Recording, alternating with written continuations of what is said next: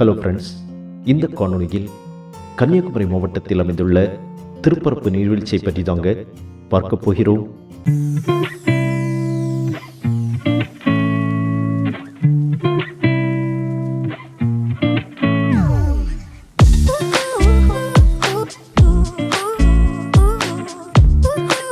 கன்னியாகுமரி மற்றும் திருவனந்தபுரத்திலிருந்து சுமார் 55 கிலோமீட்டர் தொலைவிலும், நாகர்கோவிலிருந்து சுமார் 35 கிலோமீட்டர் தொலைவிலும் இந்த அருவி அமைந்துள்ளது.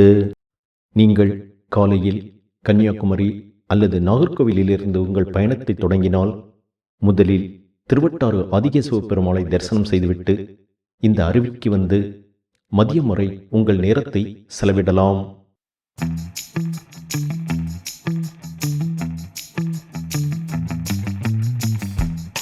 இந்த அருவிக்கு அருகில் அருவியில் குளிப்பதற்கு ஏற்ற உடைகளை விற்கும் கடைகளும், ஸ்நாக்ஸ் மற்றும் டீ கடைகளும் அமைந்துள்ளதால் உங்களுக்கு தேவையானவற்றை நீங்கள் அங்கேயே வாங்கிக் கொள்ளலாம்.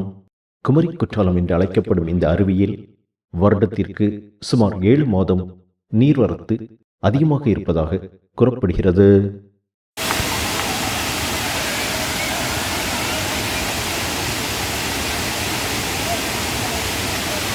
கன்னியாகுமரி மாவட்டத்தின் கோதையாறே சுமார் 50 அடி உயரத்திலிருந்து இவ்விடத்தில் ஆர்ப்பரித்து அருவியாக பாய்கிறது.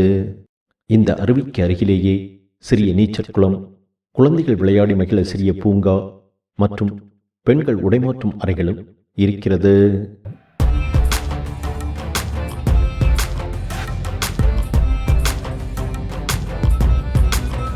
இந்த அருவியில் ஆண்கள் மற்றும் பெண்கள் தனித்தனியாக பாதுகாப்பாக குளிப்பதற்கும் வசதிகள் உள்ளது.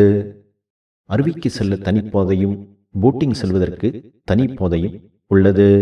போட்டிங் செல்லும் வழியிலும் அதனை சுற்றிலும் அமைந்துள்ள இயற்கை அழகு கண்களை கொள்ளை கொள்கிறது.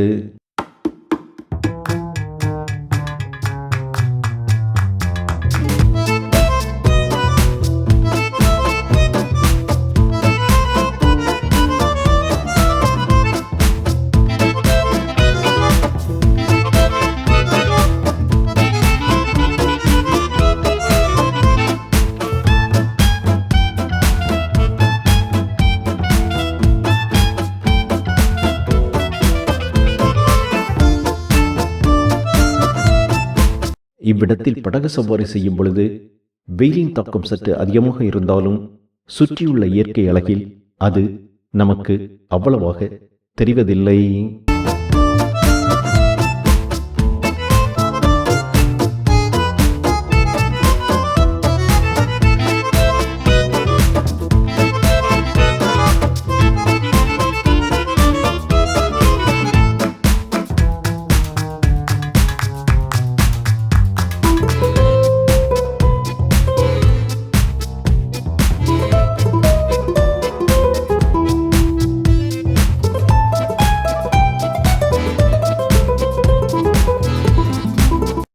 நீங்கள் காலையில் கன்னியாகுமரி அல்லது நாகர்கோவிலிருந்து உங்கள் பயணத்தை தொடங்கினால், முதலில் திருவட்டாறு ஆதிகேசவ பெருமாளை தரிசனம் செய்துவிட்டு இந்த அருவிக்கு வந்து மதியம் வரை உங்கள் நேரத்தை செலவிடலாம்.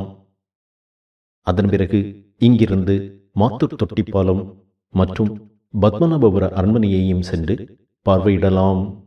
பத்மநாபபுர அரண்மனையின் அருகிலேயே மிக பழமையான சிவாலயம் ஒன்றும் அமைந்துள்ளது. கன்னியாகுமரி மாவட்ட அன்பர்களும், கன்னியாகுமரிக்கு சுற்றுலா வரும் அன்பர்களும் இந்த நீர்வீழ்ச்சிக்கு சென்று வாருங்கள். நிச்சயம் உங்கள் பயணம் உங்கள் எதிர்பார்ப்பை பூர்த்தி செய்வதோடு மகிழ்ச்சியாகவும் அமையும் என்பதில் ஐயமில்லை. மீண்டும் ஒரு காணொளியில் சந்திப்போம்.